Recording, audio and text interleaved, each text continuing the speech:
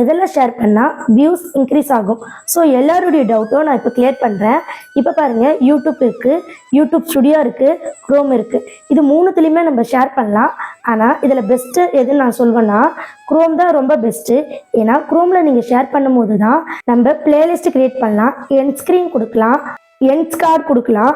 Next copyright இருக்கா இல்லையான்னு முக்கியமாக அந்த இடத்துல தான் நம்ம செக் பண்ண முடியும். ஸோ நீங்கள் குரோம்லேயே வீடியோ போடுங்க, அதில் போட்டால் மட்டும்தான் நம்ம end screen, end card, playlist இதெல்லாம் கிரியேட் பண்ணி நம்மளுடைய வியூஸை இன்க்ரீஸ் பண்ண முடியும். ஓகே, நீங்கள் இதை தெரிஞ்சுக்கிட்டீங்க.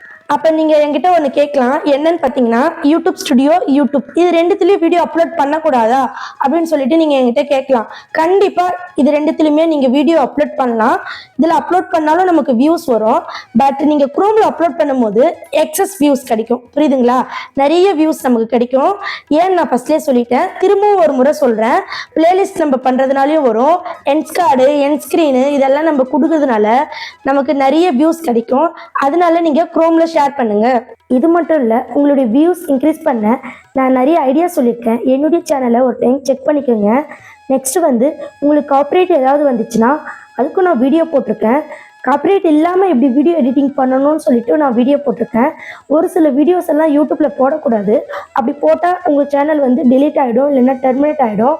அதை பற்றியும் நான் வீடியோ போட்டிருக்கேன். ஒரு ப்ராப்பர் யூடியூப் சேனல் எப்படி ஓப்பன் பண்ணணும்னு சொல்லிட்டு வீடியோ போட்டிருக்கேன். எல்லாத்தையுமே நீங்கள் ஒன் டைம் வாட்ச் பண்ணிடுங்க. மறக்காமல் என்னுடைய சேனலை சப்ஸ்கிரைப் பண்ணி வச்சுக்கோங்க.